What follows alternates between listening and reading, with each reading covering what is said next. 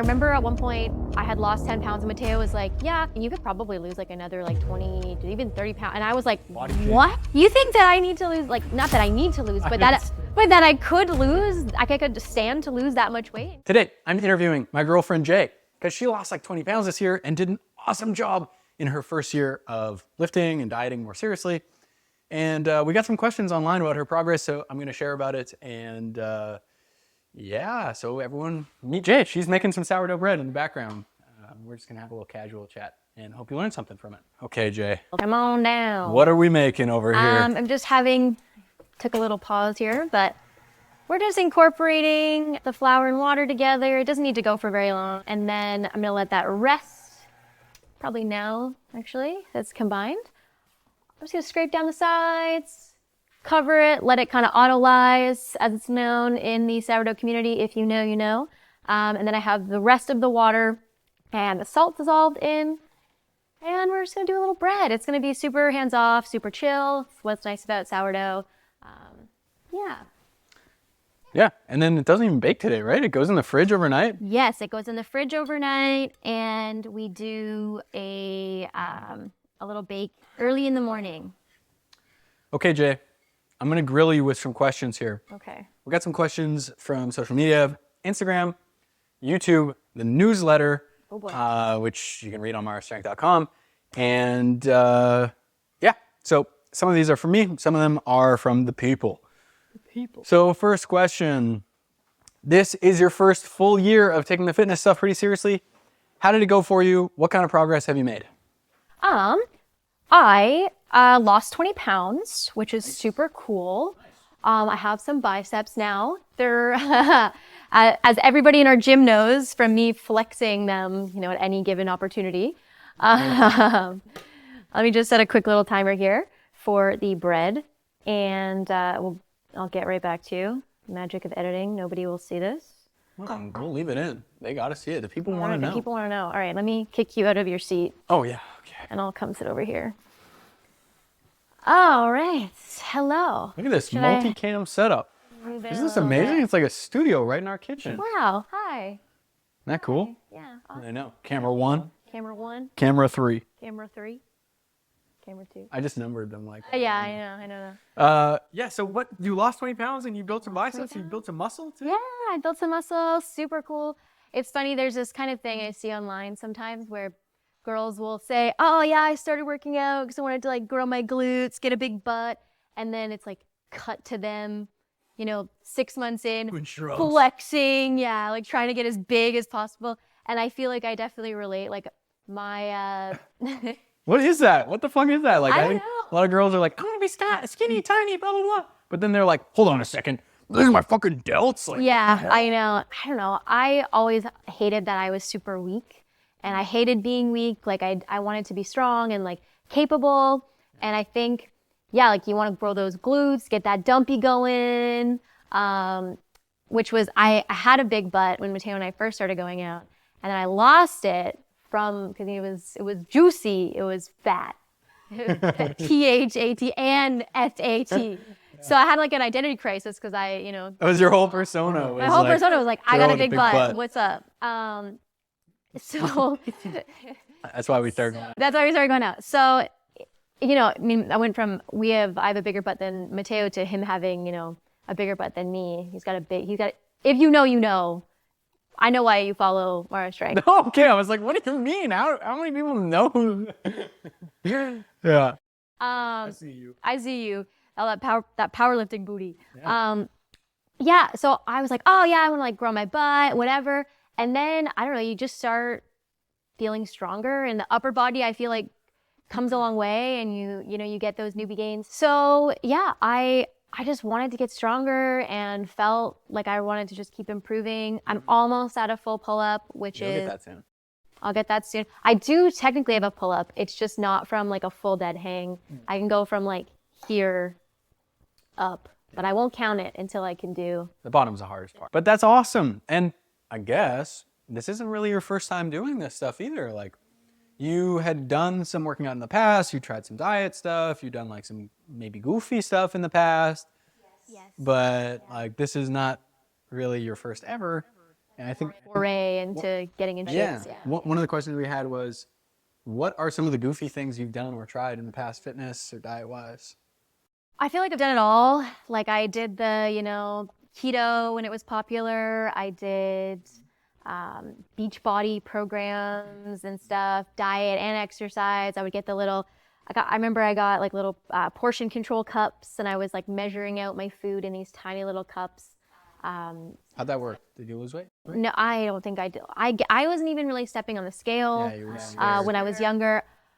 Yeah, I just didn't have one, and I just kind of thought, oh, like I'll just lose weight and everything will just be great. And it's like wasn't tracking progress. I wasn't doing a lot of things that, I've done in the past year. I also didn't, have a personal trainer as a boyfriend. It helps. It really helps.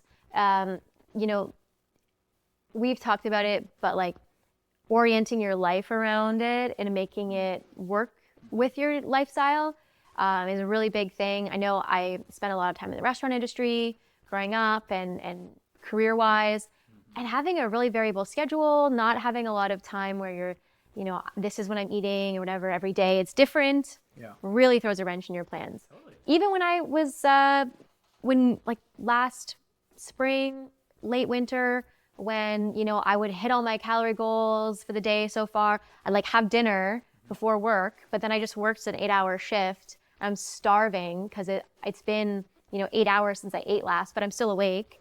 And then, you might have a little snack or something. So it makes it hard. The environment thing is huge. Like imagine you're a smoker and you're trying to quit smoking, but everyone in your life smokes. And there's a corner store right next to you that sells cigarettes. And you go to sleep and you keep cigarettes in your bedside table. And you have a little patio with an ashtray and a lighter right there. And it's just like, what the fuck? And you put it on your jacket and it smells like cigarettes. And it's just like, I think that is a huge factor in whether or not people will be successful with getting in shape and stuff. It's just like what the environment is. What kind of food is in your cabinet? Do you even own a pair of running shoes? Do you have a gym membership? When was the last time you went? And like, do you have any friends who are into it? Yeah. And it's really easy to stack the odds either way against yourself, or you can actually really help yourself by making it a better thing, like better environment. I also feel like there was a big, like in the past, maybe, I don't know if it's just enforced or whatever from other people or influenced from other people that I see online, or if it was just, me, but I was really big on like, oh, I'm going to start working out and I'm going to like start doing this or whatever. But I had to like go and get a bunch of new workout clothes to start and, I'm new running shoes to start. And I didn't actually need new workout clothes. No. And I didn't need new running shoes, but it's a psychological way of being like, like this is a change and I'm making an investment into my health. Yeah. But then it becomes even more shameful when you don't, like when you give up, because now you have this reminder of the money you've spent. And then maybe next January 1st, you want to start again. And then, oh, I need to get more new clothes or more new things or whatever. And feeling like, you can't just start, and the conditions have to be perfect. Yeah. And you have to get it right on day one. Spare time, and you planned it ahead, and you got the perfect shoes on, and the fucking stars are aligned, and your horoscope's like, you're going to be healthy this week. And we talked about this as well before, but like getting down on yourself and giving up just because you have like one bad day or one bad week. And that was, I think, maybe the biggest like thing that I guess I've learned from you this past year is like, if you pull back and, you look at your diet and everything, it doesn't matter in the grand scheme of things if you had one bad day. It doesn't matter if you had one bad week or if you stopped dieting for a month. You know what I mean? Like if getting healthy and losing fat and everything like that is a lifelong journey. I think I put a lot of pressure on myself seeing people's before and after transformations online and not knowing how long it took. In 8 months. Who knows? Like you see a before and after, and then sometimes in the comments they'd be like, oh yeah, it was 2 years. Yeah. But maybe they said that, maybe they didn't.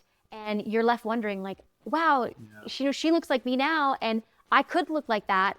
And then maybe you work out for, a month or 2 months and then you're like, why don't I look like this? Yeah.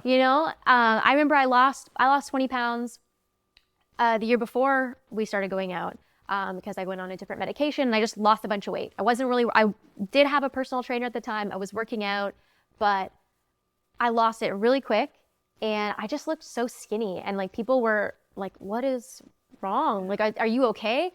And I remember being like, I'm fine. Like, I'm fine. Like, I don't know what your problem is. Now I'm 5 pounds lighter than that, but I feel like I will have more muscle. Yeah. I'm not as like skinny, but I definitely have more muscle. That's the crazy thing about muscle. Like, is as you grow more muscle, it pushes up against the fat, which presses up against the skin, makes you look more defined.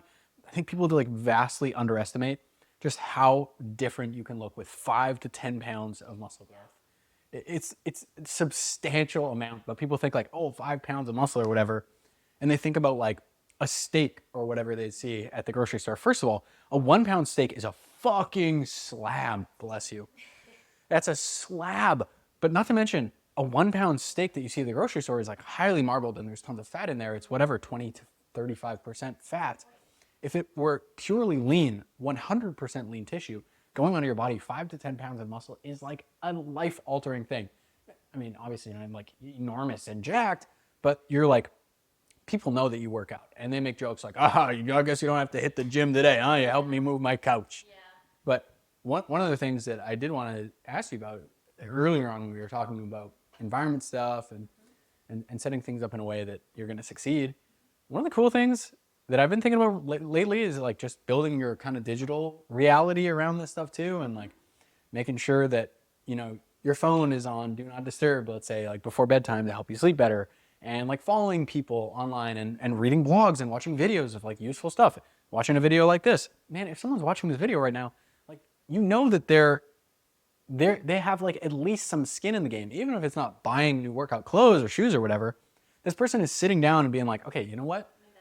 Yeah, I'm investing my time, my attention, and like, man, that's a huge factor in it. So I want to ask you, like, are there people that you've been following, or you've been like, you know, this is good advice and stuff like that, or are there some fitness influencers you think people should be reading or watching? Yeah, I think after like you and I have, you know, a year of us talking about health and fitness and me asking you a lot of questions, and I feel like I had so many things that I thought were like fact, or like you must do this, or it's not going to work out. You know, you won't build muscle unless you do these things, or, you know, whatever. And you've been really great with confronting those things for me and either explaining that that's not true or pointing out places I can go and to like learn more. Nice. So I definitely have been watching a lot of like RP, Renaissance Periodization. Shout out RP.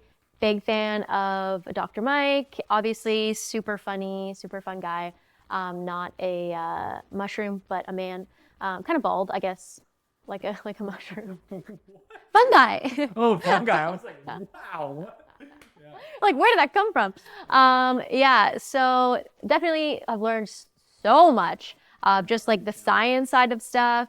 Love Eugene as well. He has a great channel. Eugene Teo.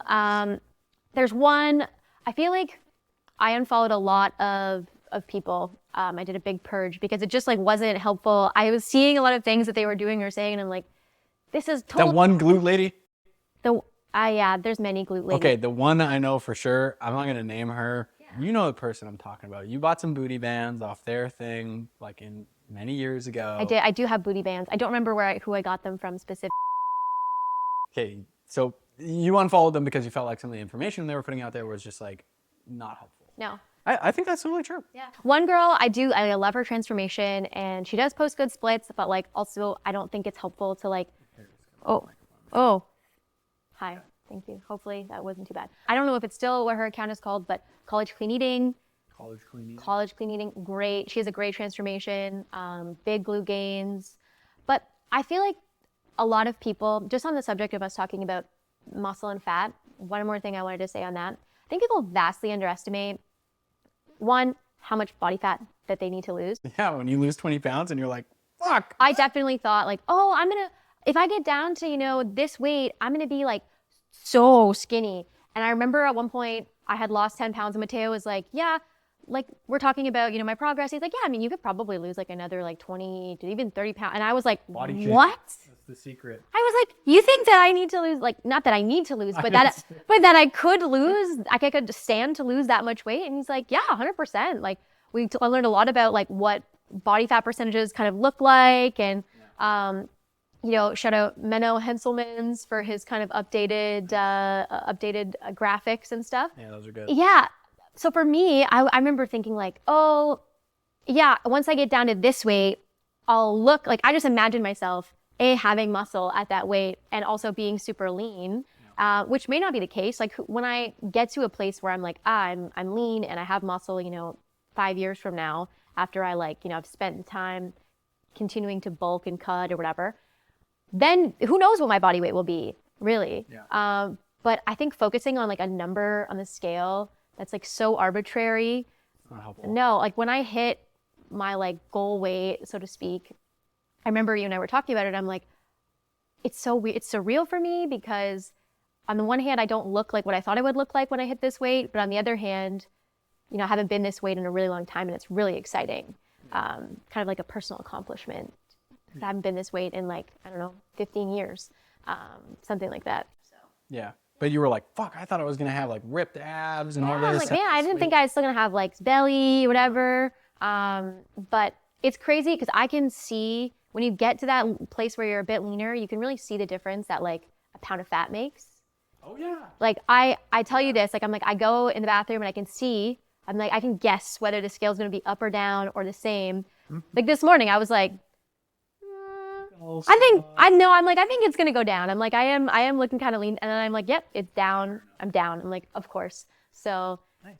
but those are really only possible, those minute changes, when you have less body fat on, I think. Yeah, well, like 1 pound is not going to be as obvious when I was 30 pounds right. of fat extra. It's a larger relative change.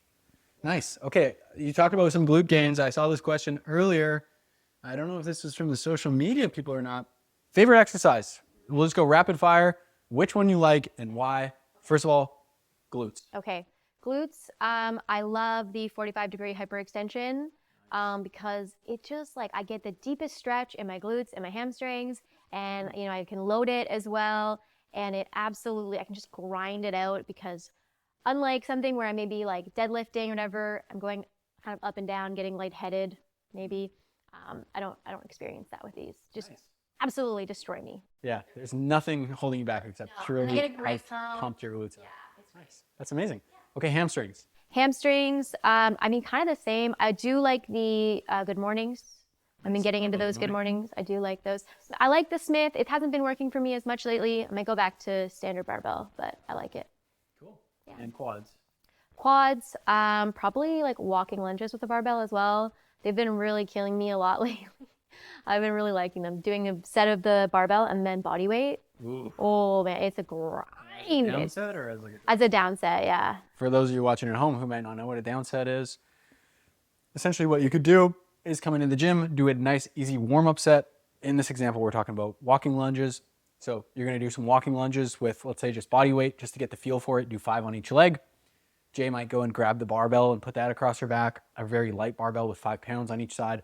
Do like, 3 to 5 walking lunges per leg. And then she's like, okay, I'm feeling good. I'm ready to warm up, or I'm warmed up. I'm going to grab the heavier working weight. So she'll grab the barbell with 20 pounds, let's say, on either side, and do a working set of 10, 15 reps or whatever you'd end up doing.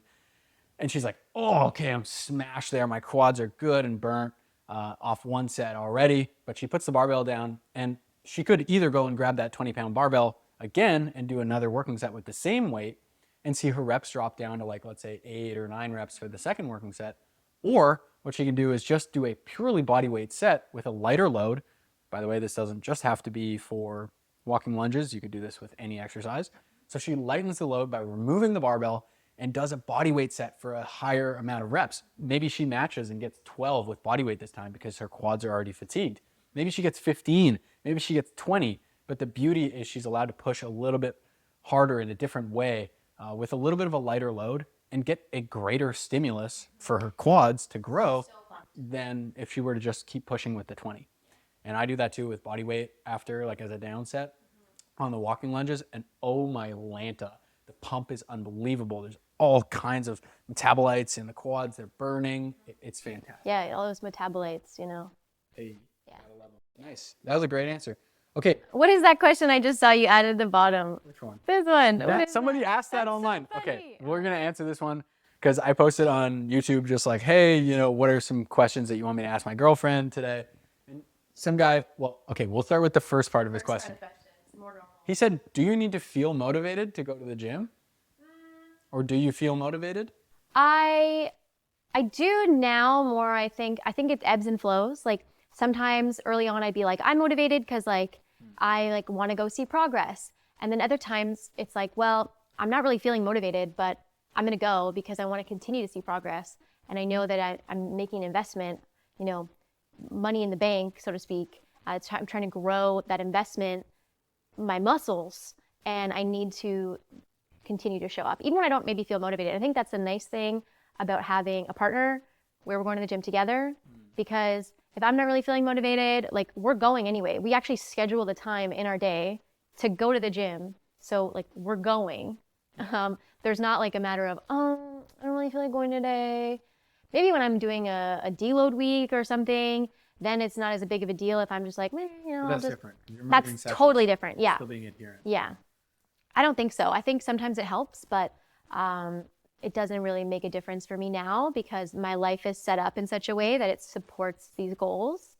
And as long as I continue to show up, that motivates me. Like going and seeing progress now and like getting a pump and seeing my biceps and getting close to a pull-up, like those are micro motivations, but I don't need any sort of like a, you know, existential motivation. You tell me you're not like watching David Goggins before the gym, like, fucking stay hard, bro, stay hard.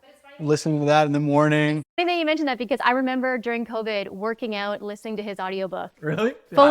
Fully working out at home during COVID, listening to the audiobook, just like doing crunches or like planks or like the freaking mountain climbers. God, I hate those. I'm so glad that I never have to do those again.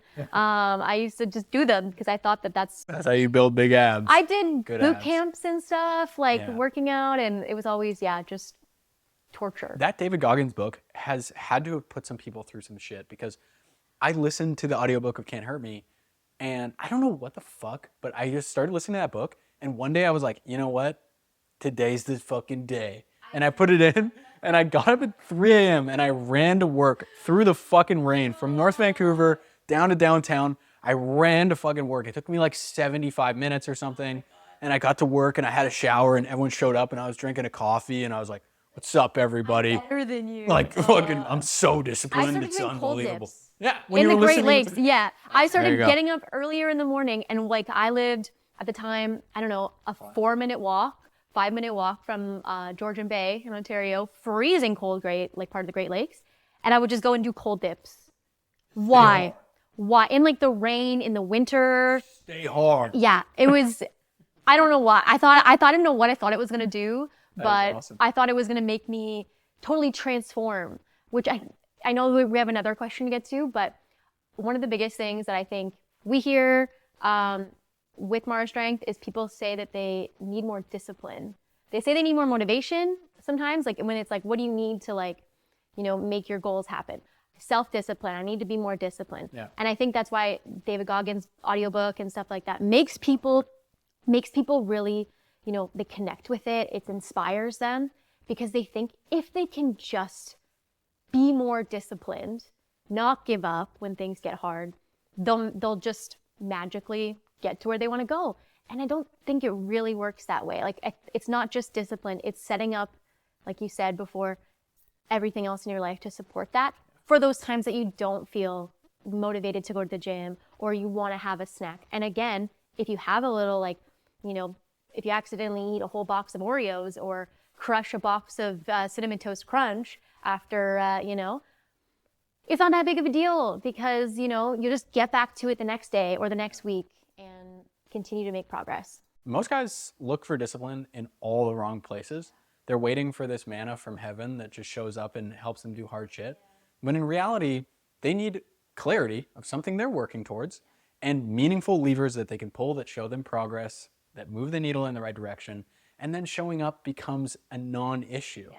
If you have this plan that's meaningful to you, you know exactly what you need to do to accomplish it, man, even if you're sick, even if you're tired, getting there and doing it becomes natural. It's not like you start with discipline and then go, all right, I'm going to take all this hardness and all this, you know, grit and take it into whatever I want. That's not how it works. It comes from the process. It's a practice. 100%. Discipline is a practice. Yeah. Okay. And then the second part of the question. Yeah, okay. The first part of the question was, does she need to feel motivated? Second question was, does she love you? Of course I do. No, come on, y'all. Come on. Of course I do. We spend every day together and, never sick of each other. Come on. We live together. We work together. Yeah. We share an office. Yeah. We literally are together all the time. And I certainly didn't think that I would ever be able to do that. I really valued my alone time. Same. And yet, We still take it, though. we still take it, but we also are comfortable like doing our own thing together. Parallel play. Parallel play. Yes, you've learned that. Mateo learned about parallel play. Okay, wait. I'm gonna talk about it. Parallel play is when two kids. This is a milestone. This is a milestone in like childhood behavioral development, where a kid gets to a point where that one kid and another kid can both be in the same room doing separate things, playing beside each other, doing separate things, and not need to be like, give me your toy, or like, let's do this together. Yeah. It shows like a level of maturation or something in the child, which is cool.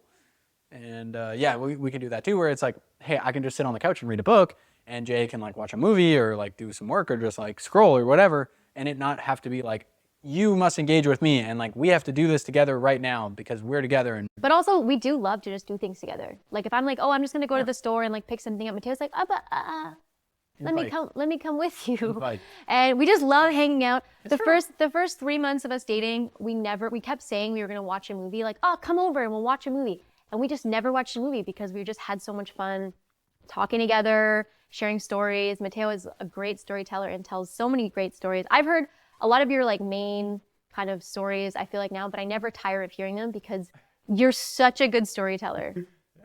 You're always like, oh, and I'm like, even though I know what's gonna happen, I'm always like, what's next? Tell me. So I'll have to pull out some more for the YouTube channel. and sorry, do you love me also? We should. Oh, well, they didn't ask. Oh, They didn't ask. I'm asking. Oh, you're asking me right on camera. Point blank, do you love me? The answer is yes. Oh, good. Thank you for being. You. Okay, next one. How does it feel to have lost the weight, and what inspired you to get on this journey? What inspired me?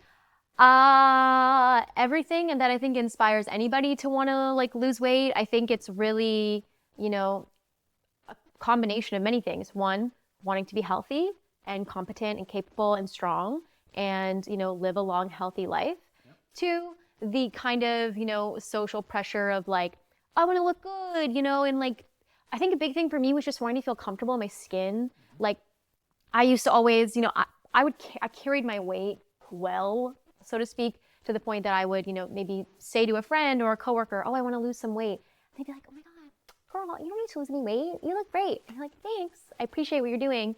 But it doesn't really like help when I'm like, I have this thing I want to do. Like, I get that they're just trying to be nice, but that's not supportive. I mean, I don't know what else you'd say. Like, yeah, you're right. Hell yeah. Fucking get going. Thank God we were going to setting up an intervention or something to let you know. Yeah. But I hated like putting on clothes and being like, oh God, like, I don't like how this fits. It's just too tight. All my clothes, even if they fit well, would like dig into me. And, I'd always be conscious, like, oh, I have this like rolls and they're spilling out, and just a general like discomfort in public or, in clothes, whatever. I was just tired of being uncomfortable in my own body. And I really wanted to feel competent, feel strong, really wanted to stick with it. I wanted to prove to myself that I was capable of actually setting a goal and reaching it, because I feel like so often I would get so hung up on, I just need to be more disciplined. And then I would inevitably have a bad day or a bad week or slip up or make a mistake, and I would feel so demotivated and I would just give up. And it would be back to square one all over again.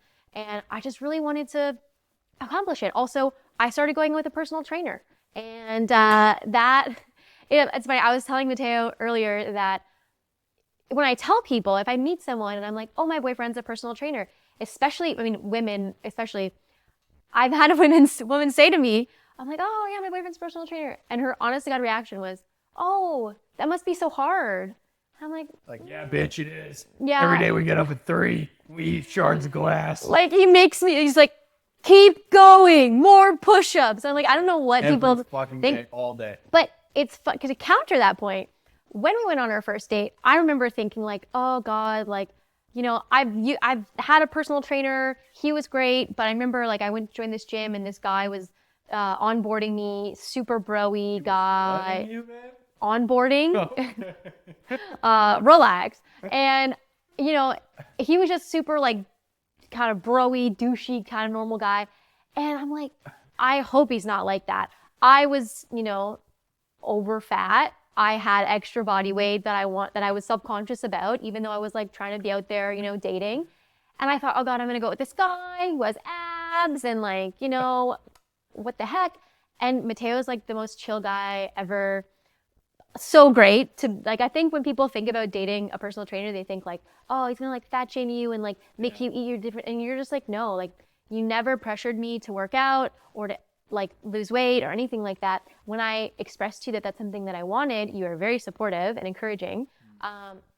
And I think I attributed, especially early on, and I kind of as a joke, but also realistically, I'm like, I don't think I ever would have lost the weight for me. Part of me thinks I don't think I ever would have lost the weight unless I, dated a personal trainer. But really, I think it's not that you're a personal trainer. I think it's that you set things up in your life to support your diets, and I was able to adopt those things. So if you could be, a freaking investment banker or, a McDonald's employee. You'd be rich. Or you'd be greasy. Yeah. Depending on or greasy and rich, and greasy and, not rich. You don't know, could have a strong investment portfolio, 401k, something like that. You don't have 401k. No, I know. RSP.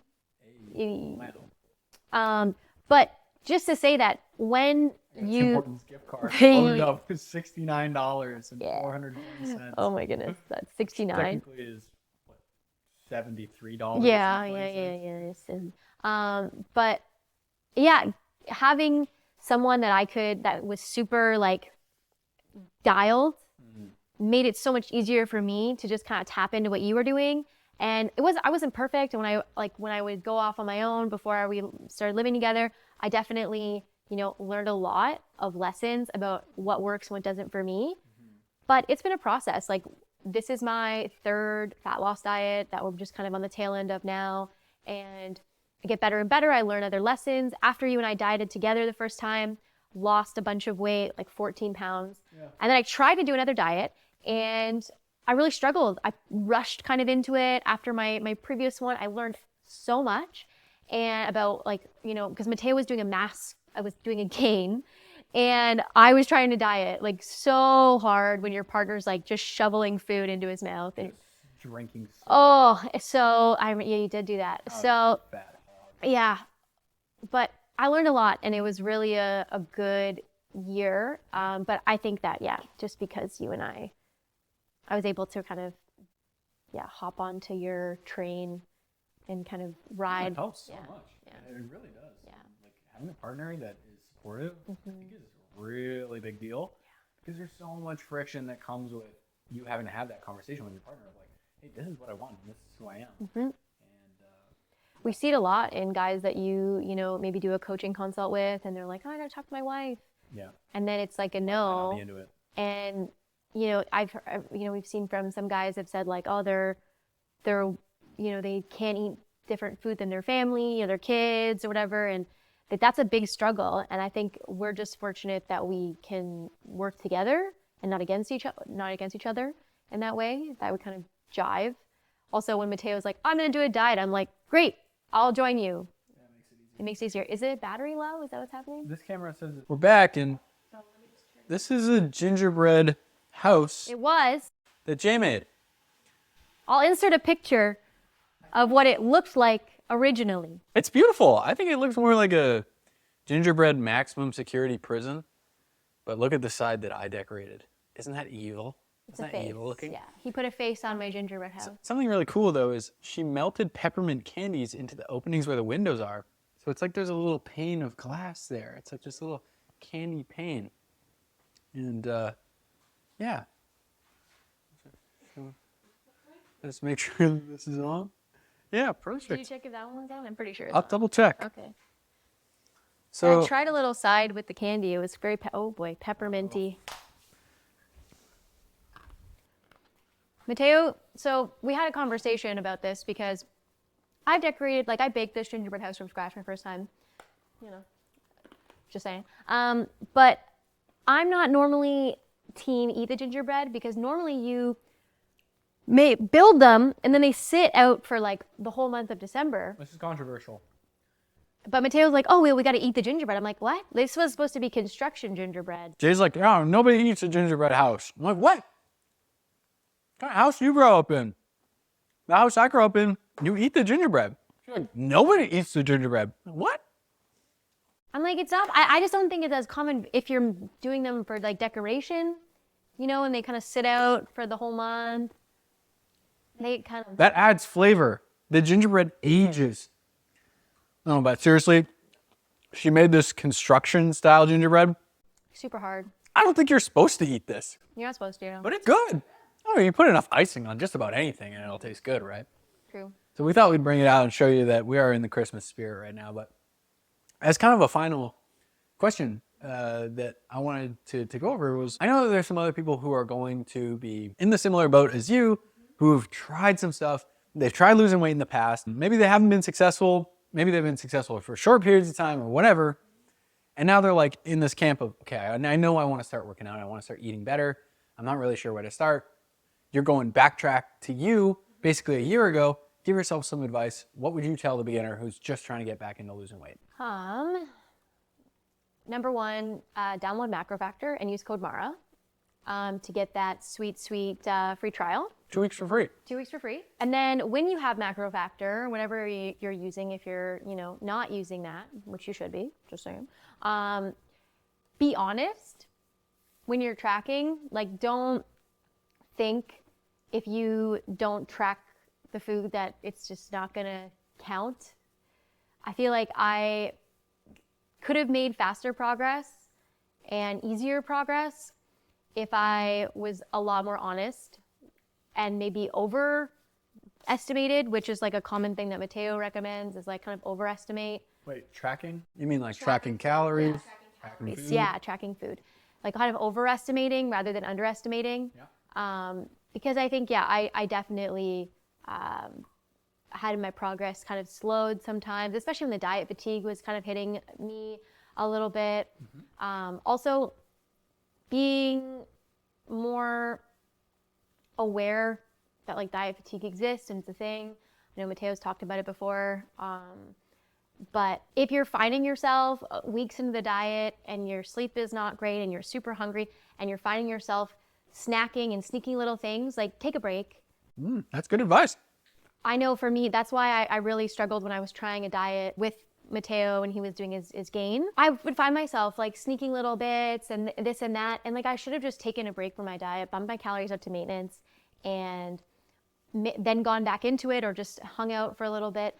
My adherence was suffering and that's a sign that I needed to take a break, especially in combination with like, having maybe poorer sleep and all the other lovely signs of diet fatigue that we've talked about. So you're saying when you're dieting, fucking do it. Do it. Yeah. Either be dieting or be don't dieting. Yeah.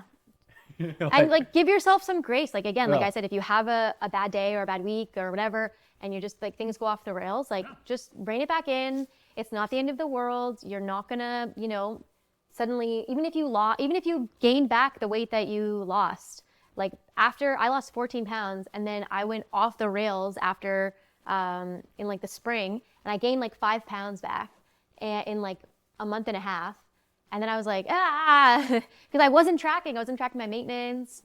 And I was still learning. I still kind of made the rookie mistake of like, Rebound action. little rebound action. And so then I did another diet, but instead of continuing to make more progress, I just got back to where I was. Whereas if I just ate at good maintenance, didn't go crazy, Yep. I would have been much farther along after that. So I would say that. Also, having a plan at the gym, sticking to it, and not just going in and having no idea what you're doing and hoping like, oh, my machine is being taken.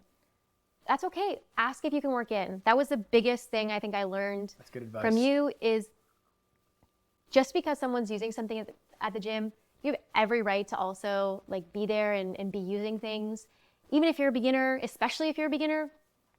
But in general, if someone's using something you want to use or that you have planned to use, and you know, if you can go do something else in the meantime, sure, go do that. But your progress, you know, it's best to be as consistent as possible, but just go up and say, can I work in? What is working in, and That's how what does I would someone say. ask? So working in is, let's say, you know, you're doing hamstring curls on a machine, or you're using the Smith machine. Me personally, Mateo. Grunting, screaming, crying, blood coming out of my eyes.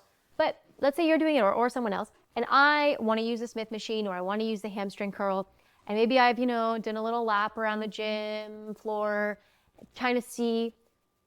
First things first, I can go up, headphones in, I just ask, maybe if you're wearing your headphones, hey, you pull your headphones out, how many sets do you have left? And you know, oh, I have 3 sets left, or I have 4 sets left, or whatever. Okay, cool. If it was 1 set left, you'd be like, okay, cool. And then now that person, if it's you or whoever, knows that somebody wants to get on the machine. So they're going to be, you know, they're not going to be sitting on their phone for 5 minutes afterwards. Yeah, they're good. A lot of times, even if, you know, you're not trying to rush somebody, it usually speeds things up a lot. And if you have a couple of sets, I can say, cool, could I work in? So what that looks like with something like machines, it's a bit harder with something like a squat rack or even a Smith machine, I guess, depending what you're doing. But if we're using the hamstring curl, or the pulley, the cables, whatever, I just go in, he does his set, he comes off, I hop in, I switch the weight to what I need, I do my thing. He goes out. I've done it a couple times with strangers at the gym. It's always scary when you're first doing it. You're just like, and sometimes people could say no. They could say no. Some guy said no to Mateo, and he was just like, okay, whatever. But just ask. Okay. Don't worry about it. Don't let it Good throw you advice. off. And first of all, if someone is at the gym and you're at the gym, the odds are that they're like watching you work out are low. If someone is watching you work out, they obviously aren't spending nearly as much time on their own training. And, you know, maybe they could benefit from paying more attention to their own training than to yours. Yeah. But someone could be wanting to learn from you. They could be interested in what you're doing. They're not always like, you know, judging you or being weird or anything like that. Yeah. It's okay if you know, struggle or you make a mistake or whatever. I think especially girls, women, we don't want to push hard or train hard because, you know, it's kind of makes you self-conscious if you're like, ugh, you know, but you're only hurting your own training and your own gains and your own progress by letting the fear of what other people think interfere with your own training. 100%. Yeah. So it sounds like working in is basically someone's working out and you just say, hey, how many sets do you have left? Once they finish their set, say, how many sets do you have left? Go in the middle of someone's set. Just wait. It's only going to be like a minute. Wait till they're done. This is not good. Wait till they're done. Ask them how many sets they have left. If they have like more than 1 or 2 sets left, then you can say, hey, do you mind if we work in? And then you guys can basically tag team the machine, swap it in and out, and go in turn for turn. Because if they're going to be there for 20 minutes, you don't want to be there for 20 minutes waiting. And you might as well work out together because they're resting in between sets. Cool. You'll find, especially if you're going in with a plan, it's really easy to tell when someone else doesn't have a plan, because you may have seen someone using the machine that you want to use casually for like, who knows, 15 minutes. And then you finally are like, oh, I'll just go over and say something. And they're like, oh yeah, I don't know, I'll just one more. And in reality, they were just there doing something. It's always one more. They never did. They didn't know how many they were going to do actually. And so just ask. Yeah, that's great advice. I love it. That's very beginner friendly, babe. Thanks. Shoot, what was I going to ask you? Because we were talking about weight loss stuff for beginners. You said track your calories, take breaks when you need to, and have a plan in the gym, and don't be afraid to ask to work in. Hey, thank you so much for coming on the channel. I appreciate you being here, and I hope that some people learned a lot from this. If you enjoyed this episode, leave me a comment below if there's something you learned and you want to see more J stuff. I want to ask you a question. Oh, if we have time. If we have time. What do you think? Yeah, before the battery is, what do you think that I should do next, or what do you think I could do to improve my training further? Yeah, I think after you've kind of had this good beginner year period, that's a totally arbitrary number, but you've made some really good progress. I think it's always a good time to just step back and ask yourself, where exactly am I headed? And am I doing the right things that are going to bring me there? Get increasingly clear with where you're headed as well. If a year ago your goal was, hey, I just want to get in shape and get fit and all that stuff, amazing. And that can still be your goal, and you can just say that and write that down and be like, look, this is what I'm working towards. And then you know that being consistent in the gym and eating more healthy foods and getting to sleep on time is like your prime directive. That's what you should be focused on. If you're going to say, you know what, I really want to focus in on getting this pull-up, or I really want to improve my squat strength, my deadlift, my bench press, whatever the fuck it is, I really want to get super lean. Write that down and make that your focus, and don't be afraid to make a plan that brings you towards that. Yeah, because like at the end of the day, fitness is a super fun thing, and it's a hobby, and you can go whichever way you want with it. If you want to just get as strong as you can, that's fucking cool. If you want to get as jacked as you can, that's fucking cool too. If you just want to get really good fitness so you can go kayaking or whatever, that's dope, right? And so like, it's a total choose your own adventure. So don't be afraid to just take a step back here and just say, at least at the time of filming this, it is whatever, December 17th, and the new year is around the corner. You can set some goals and be like, look, what do I want to accomplish this year? This is actually exactly 1 year since I started, downloaded MacroFactor. Nice. On the 17th that we're filming. So, Oh, really? That's yeah, so funny. that was the first time. And the first couple weeks, it was just kind of maintenance. And then we dove in kind of January 1st or 3rd. That's or right, whatever. actually. I do remember that. Diet. Yeah, Yeah.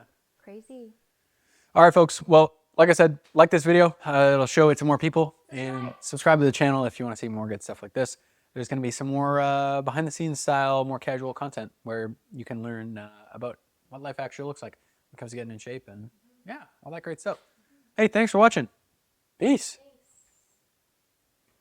Good job. You too.